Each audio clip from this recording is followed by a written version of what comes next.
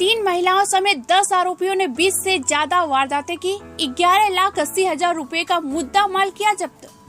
Valsad city police ने तमिलनाडु के एक तिरछी नायडू गिरोह का भंडाफोड़ किया, जो कारों की खिड़कियां तोड़कर चोरी करते थे। वलसाड जिले के पुलिस अधीक्षक डॉक्टर करण राज वाघेला के मार्गदर्शक में पुलिस ने 700 से अधिक सीसीटीवी फुटेज का विश्लेषण किया। एलसीबी पीएसआई जेबी धनेसा और उनकी टीम को मिली सूचना के आधार पर 3 महिलाओं समेत 10 आरोपियों को पकड़ लिया गया। आरोपियों ने चोरी के दौरान सड़क के किनारे और पार्किंग में खड़ी कारों को निशाना बनाया। उन्होंने कार की खिड़कियों को तोड़ने और अंदर रखे कीमती सामान चुराने के लिए गिलोटिन का इस्तेमाल किया। पूछताछ के दौरान आरोपियों ने 20 से अधिक अपराध करने की बात कबूल की। गिरोह ने खरीदारी के बहाने छिप्पाड़ के गरनाला क्षेत्र में ढाबा बोला। उसके पास से एक हस्त निर्मित रबर का हथौड़ा और कांच तोड़ने के लिए स्टील की गोलियां बरामद की गई। पुलिस ने इस गिरोह को गिरफ्तार कर लिया और आगे की जांच कर रही है। धन्यवाद। ऐसी ही बड़ी खबर के साथ जुड़े रहिए दीपा मिस्त्री के साथ।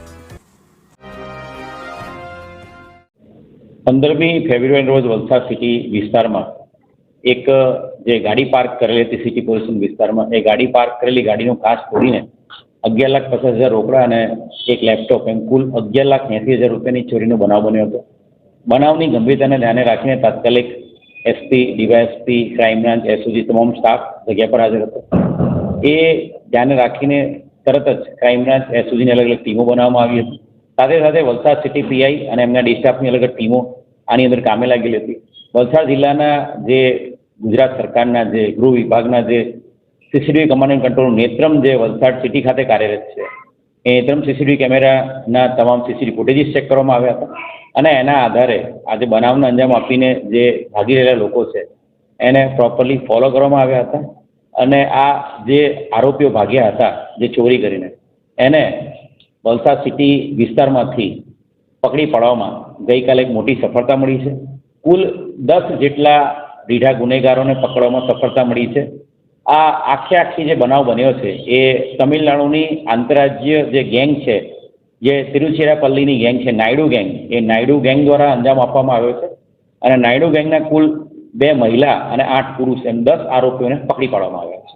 જે આરોપીઓ છે એમની જો એમઓની વાત કરીએ તો આરોપી સમગ્ર દેશમાં અલગ અલગ વિસ્તારમાં જે આપણા મોટા મેળાઓ થાય છે, શિવરાત્રી હોય, હોળી હોય કે છઠ પૂજા, કોઈ પણ મેળા થાય, એ વિસ્તારમાં છૂટક ફરતા હોય છે અને એ મુખ્ય જો એમની વાત કરીએ એમઓની, તો બંધ ગાડીમાં પડેલી બેગ, લેપટોપ કે કોઈ પણ બેગ કે પૈસાની બેગ એ કાચ તોડીને લઈ જવું, સાથે સાથે મેળામાં આવેલી મહિલાઓના પર્સની ચોરી કરવી અને એની સાથે સાથે મેળાઓમાંથી પુરુષો અને સ્ત્રીઓની બેગમાંથી મોબાઈલની ચોરી કરવી। આ અલગ અલગ 3 પ્રકારની એમઓ પર એ કામ કરે છે। જે પકડાયેલા આરોપી છે એમની પાસે જે પૂછપરછ કરી એમાં વલસાડ સિટી પોલીસ સ્ટેશનો ચોરીના ગુનાની સાથે સાથે ભીલાડ વિસ્તારમાં પણ એમણે એક વ્યક્તિને એની ગાડીમાંથી કંઈક પડી ગયું છે એમ કહીને નજર ચૂકવીને એની પાસેથી પણ 45,000 રૂપિયાની એની ગાડીમાંથી ચોરી કરેલી છે।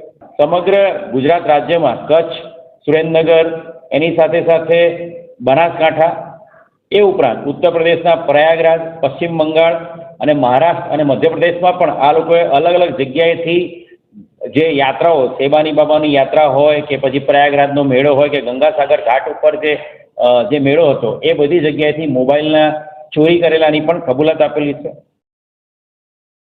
इस तरह के विज्ञापन के लिए संपर्क कीजिए गोल्ड कॉइन न्यूज के साथ और जुड़े हमारे चैनल गोल्ड कॉइन न्यूज से।